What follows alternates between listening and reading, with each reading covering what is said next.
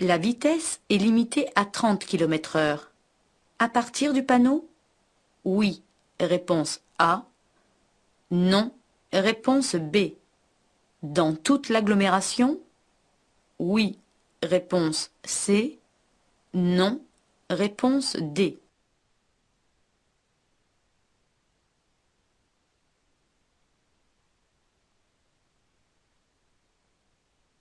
La signalisation indique l'entrée d'une agglomération, réponse A, l'entrée d'un lieu-dit, réponse B, une limitation de vitesse à 50 km/h, réponse C, une limitation de vitesse à 70 km/h, réponse D.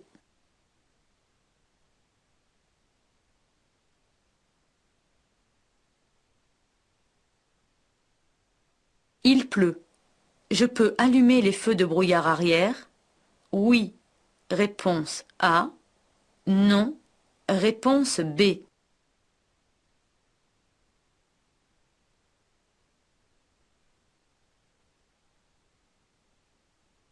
Je peux m'arrêter à cet endroit? Oui.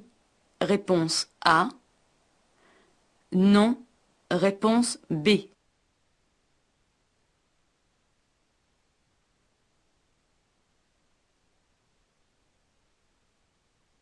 Après ce panneau, la vitesse est limitée à 50 km/h? Oui. Réponse A. Non. Réponse B. L'utilisation de l'avertisseur sonore est interdite. Oui. Réponse C. Non. Réponse D.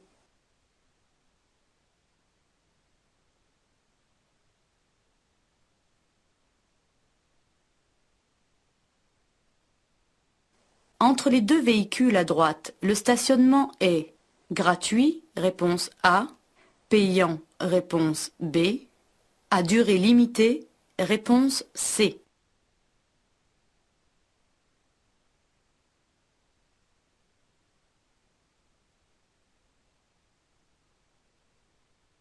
À la prochaine intersection, je vais rencontrer une priorité à droite, réponse A, un céder le passage, réponse B, un stop, réponse C.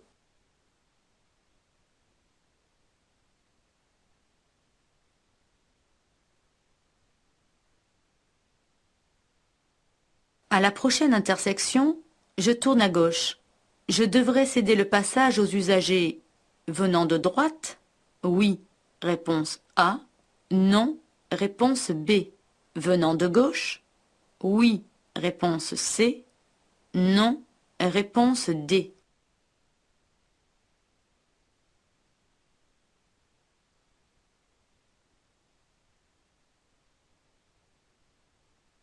Je peux m'arrêter dans l'emplacement à droite pour déposer un passager. Oui. Réponse A. Non. Réponse B.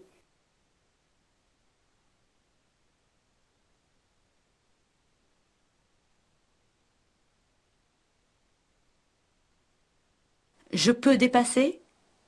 Oui. Réponse A. Non. Réponse B.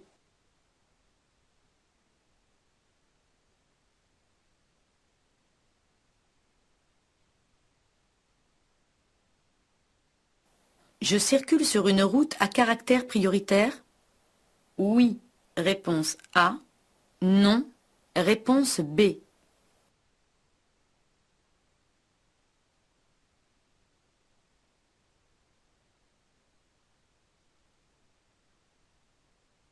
Après ce signal, le stationnement sera payant? Oui. Réponse A. Non. Réponse B. À durée limitée? Oui. Réponse C. Non. Réponse D.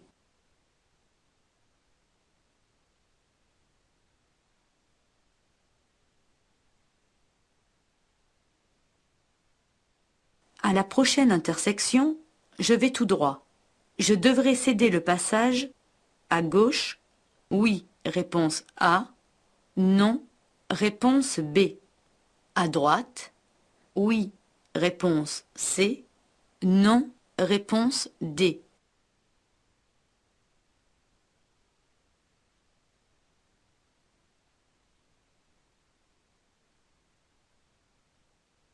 Je dépasse immédiatement par la droite. Réponse A. J'attends pour dépasser. Réponse B.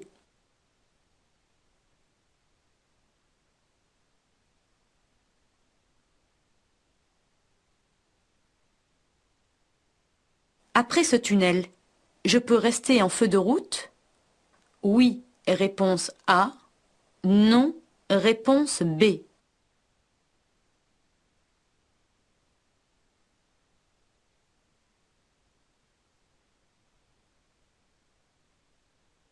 Après les panneaux, je pourrais rouler à 20 km/h?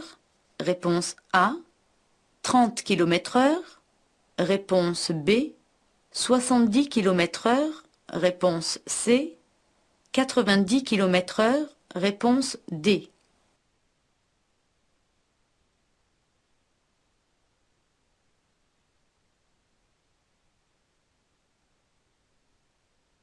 Je peux m'arrêter sur l'emplacement à droite pour me reposer? Oui, réponse A. Non, réponse B.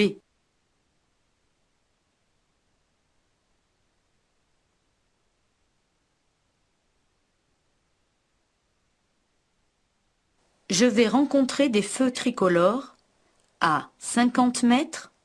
Réponse A. 150 mètres? Réponse B.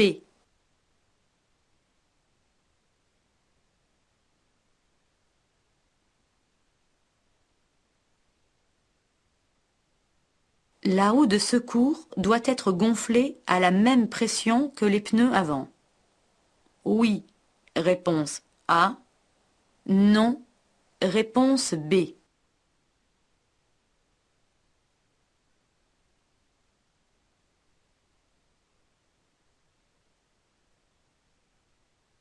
Sur une chaussée mouillée, à 70 km/h, la distance d'arrêt sera environ de 50 mètres, réponse A, 75 mètres, réponse B, 95 mètres, réponse C.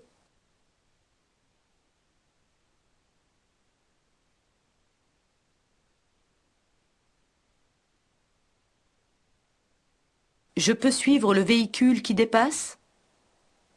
Oui, réponse A. Non, réponse B.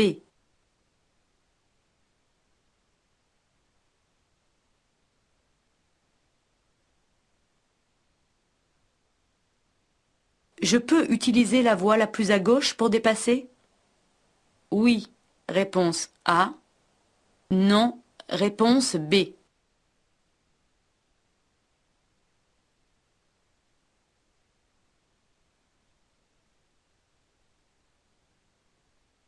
Je continue le dépassement? Oui, réponse A. Non, réponse B.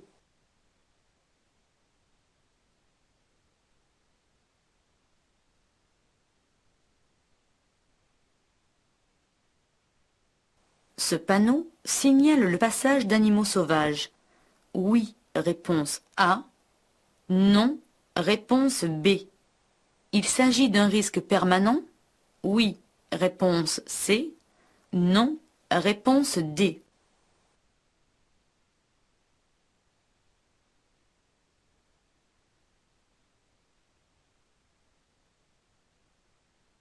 Je peux dépasser le cycliste? Oui, réponse A. Non, réponse B.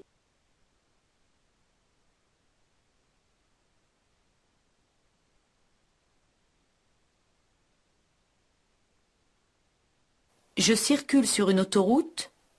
Oui, réponse A. Non, réponse B.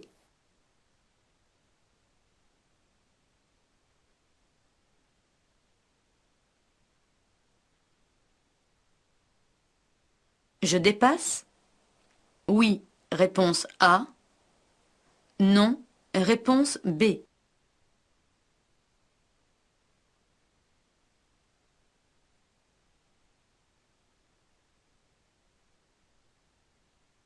Pour dépasser ce cycliste, je dois laisser un intervalle minimum de 0,50 m, réponse A, 1 mètre, réponse B, 1,50 m, réponse C.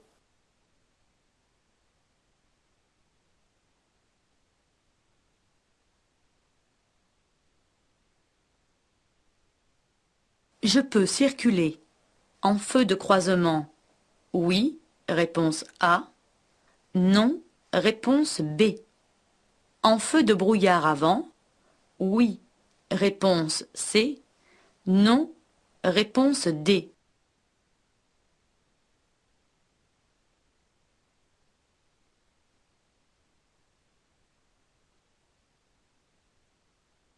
Je vais tout droit. Je ralentis et je passe, réponse A. Je ralentis et je cède le passage, réponse B. Je m'arrête, réponse C.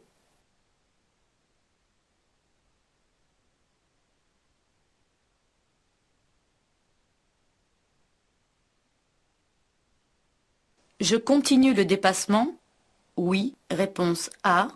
Non, réponse B.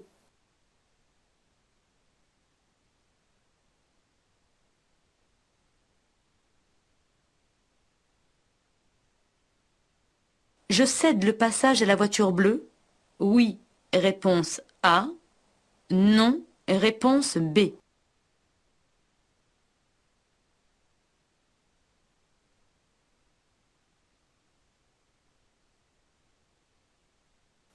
La signalisation indique une priorité ponctuelle, réponse A. Une limitation de vitesse, réponse B. Une interdiction de klaxonner, réponse C.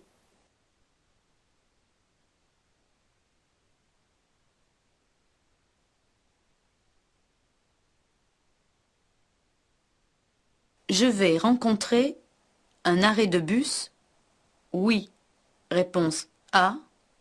Non, réponse B. Un arrêt de tramway, oui, réponse C. Non, réponse D.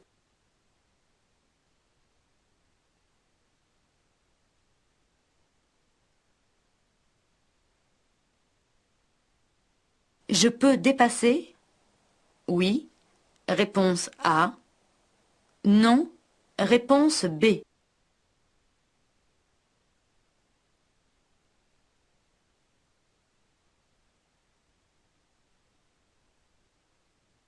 Du 1er au 15 du mois, je stationnerai du côté des numéros impair des immeubles, réponse A, pair des immeubles, réponse B.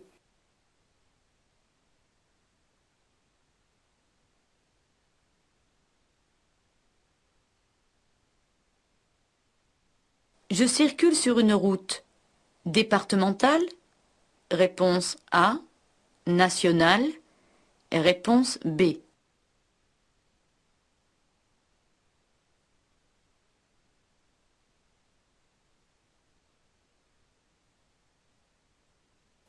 Je roule à 50 km/h.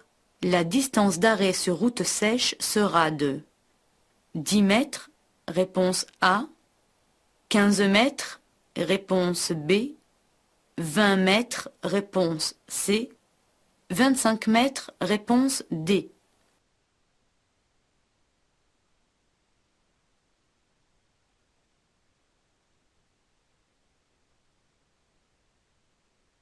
Je peux dépasser? Oui, réponse A. Non, réponse B.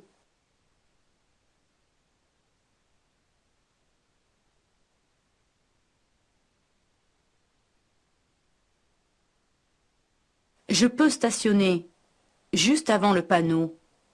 Oui, réponse A. Non, réponse B. Juste après le panneau.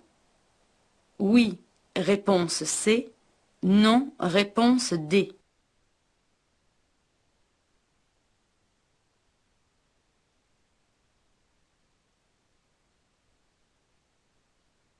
Après ce panneau, le stationnement sera payant, réponse A. Unilatéral, réponse B. Semi-mensuel, réponse C.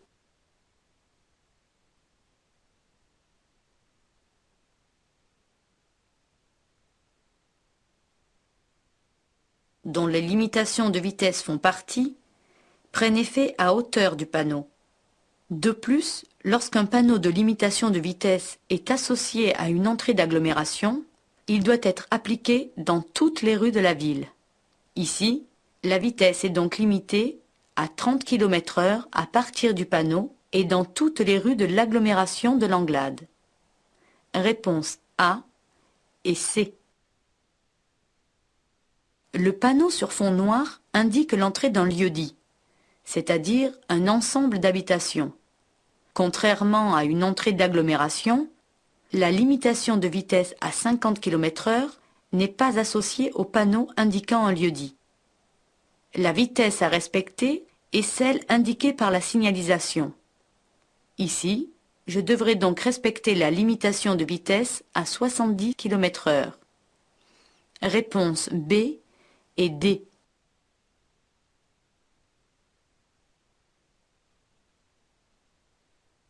Les feux de brouillard arrière émettent une lumière rouge très puissante et éblouissante.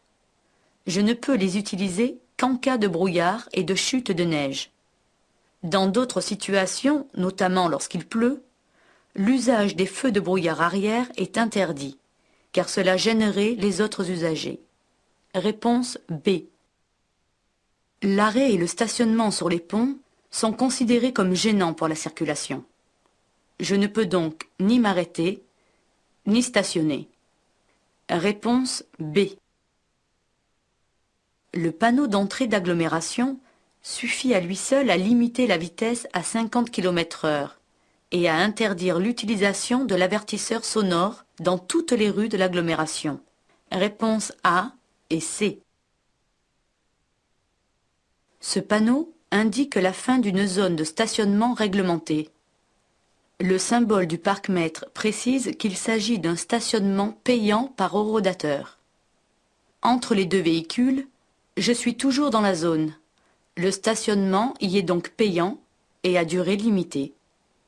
Réponse B et C. Le premier panneau met fin au caractère prioritaire de la route sur laquelle je circule.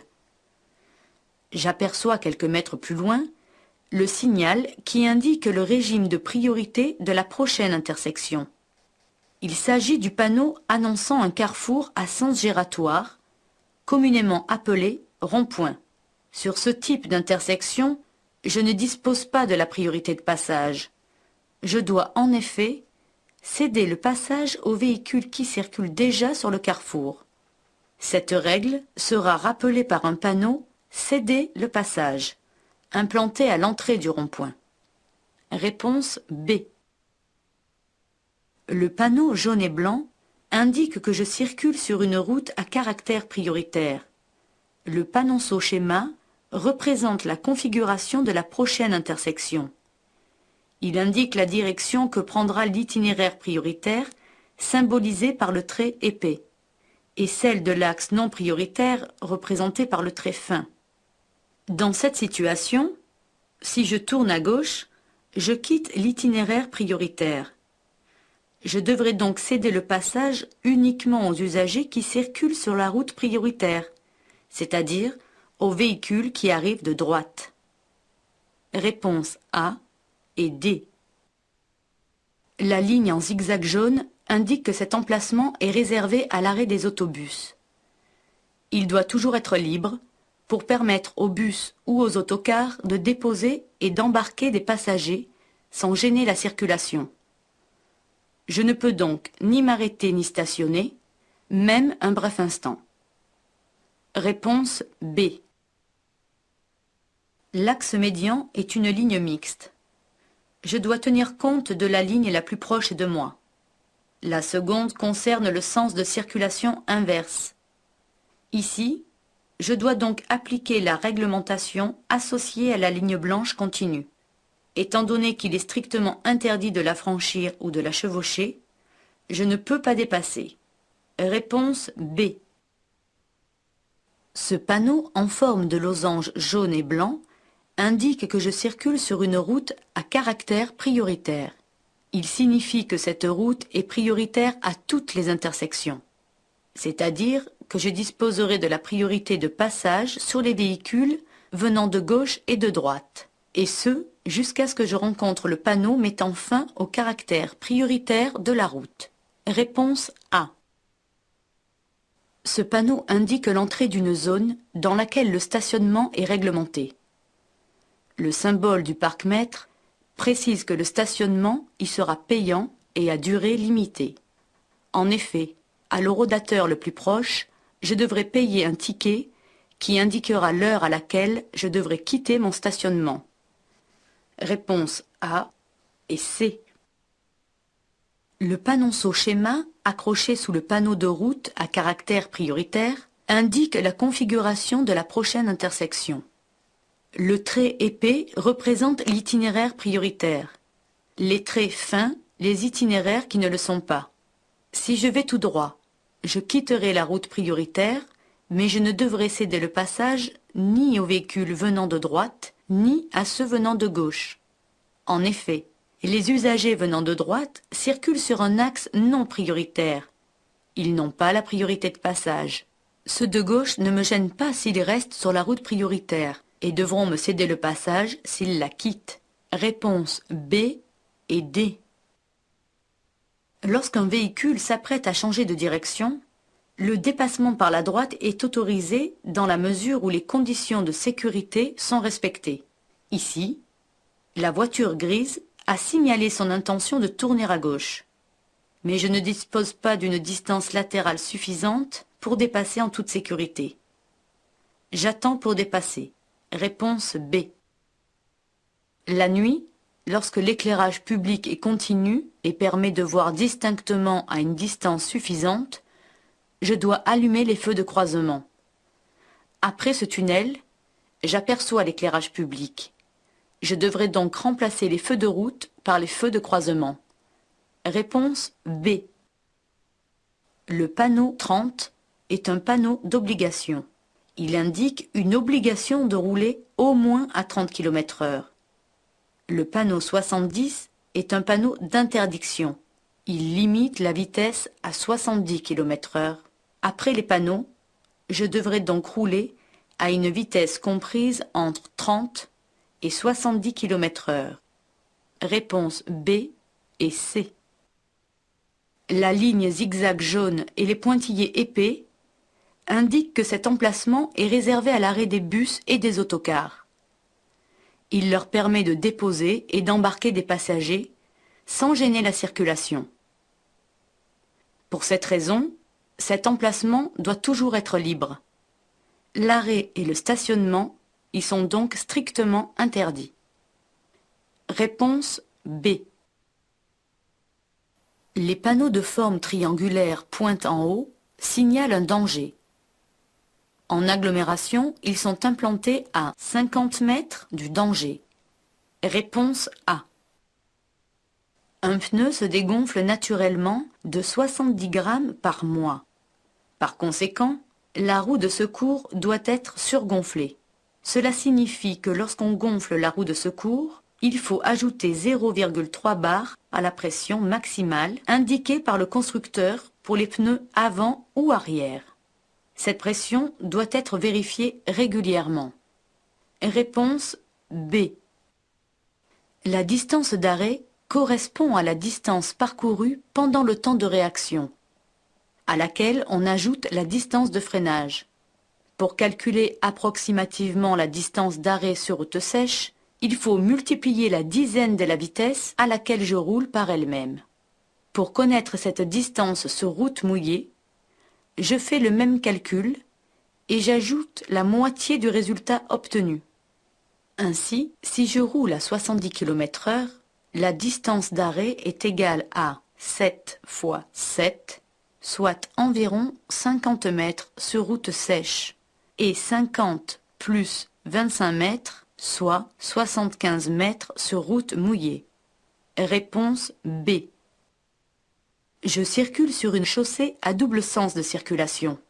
La signalisation horizontale n'interdit pas le dépassement et il n'y a aucune signalisation verticale. Cependant, dans cette situation, je ne peux pas suivre le véhicule qui dépasse. En effet, la visibilité et la distance vers l'avant ne sont pas suffisantes pour me permettre d'engager et terminer ma manœuvre en toute sécurité. Je ne dépasse pas. Réponse B. Je circule sur une chaussée à sens unique, composée de 3 voies de circulation, comme l'indique la ligne de rive continue sur la gauche. En marche normale, la circulation se fait sur la voie la plus à droite, tandis que les voies du milieu et de gauche servent à dépasser. Ici, la voie du milieu est déjà occupée par un véhicule. D'autre part, aucune signalisation n'interdit le dépassement. Après avoir vérifié dans mon rétroviseur, je constate que la voie est dégagée. Dans ces conditions, je peux utiliser la voie la plus à gauche pour dépasser. Réponse A. Le panneau indique une réduction de voie à 200 mètres. Sachant qu'à 90 km/h, il faut environ 250 mètres pour dépasser en toute sécurité, je ne dispose pas de la distance suffisante pour terminer ma manœuvre.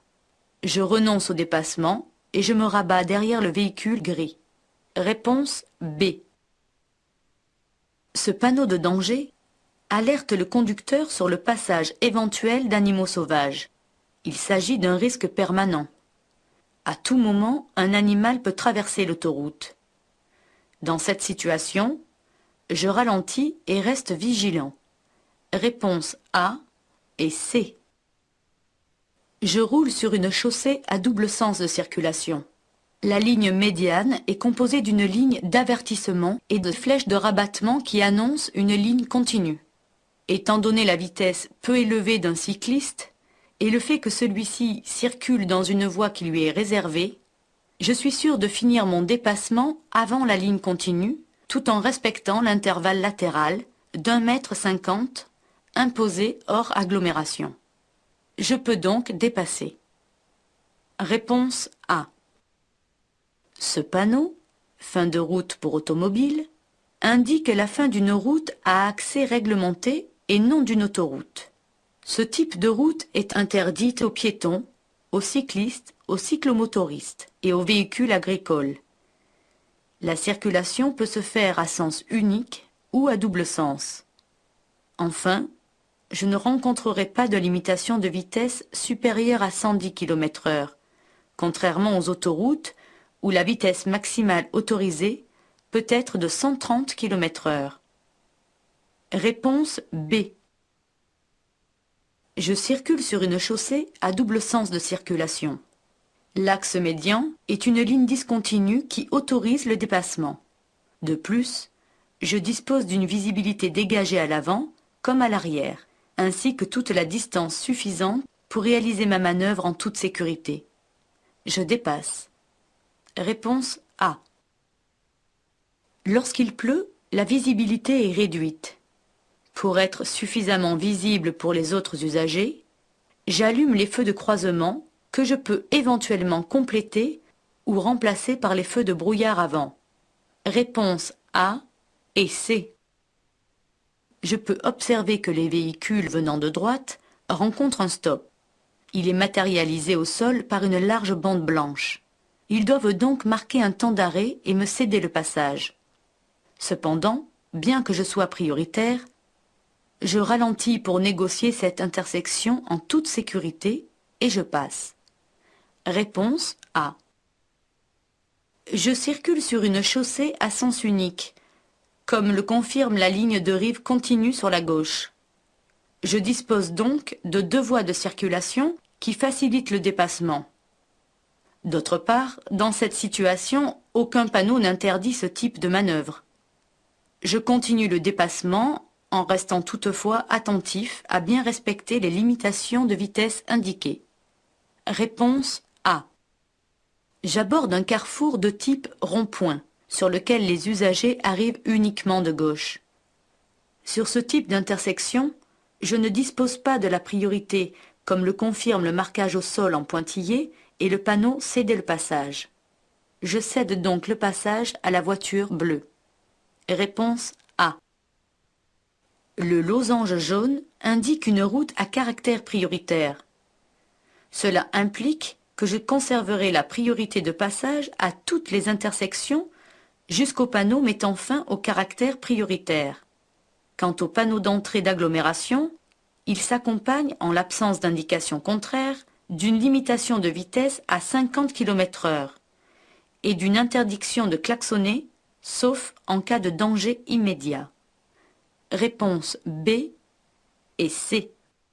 Ce panneau d'indication signale la présence d'une voie permettant le passage des tramways. Il ne faut pas le confondre avec le panneau qui indique un arrêt de tramway ou avec celui qui signale un arrêt de bus. Dans cette situation, je ne rencontrerai donc ni un arrêt de bus ni un arrêt de tramway. Réponse B et D. L'axe médian est une ligne mixte. Je dois tenir compte de la ligne la plus proche de moi, c'est-à-dire la ligne blanche continue. Or, il est strictement interdit de franchir ou de chevaucher ce type de ligne. Je ne peux donc pas dépasser le véhicule qui me précède. Réponse B. Ce panneau indique l'entrée d'une zone dans laquelle le stationnement est unilatéral à alternance semi-mensuelle. Cela signifie que du 1er au 15 du mois, je devrais stationner uniquement du côté des immeubles portant le numéro impair, tandis que du 16 au 31 du mois, je stationnerai uniquement du côté des numéros pairs. Réponse A. Le cartouche accroché au-dessus du panneau d'entrée d'agglomération indique la catégorie de la route sur laquelle je circule. Ce type de cartouche accompagne souvent les panneaux de direction ou de position et permet de se repérer sur une carte routière. Un cartouche rouge comportant la lettre N signifie que je circule sur une route nationale. Réponse B. La distance d'arrêt correspond à la distance parcourue pendant le temps de réaction à laquelle on ajoute la distance de freinage.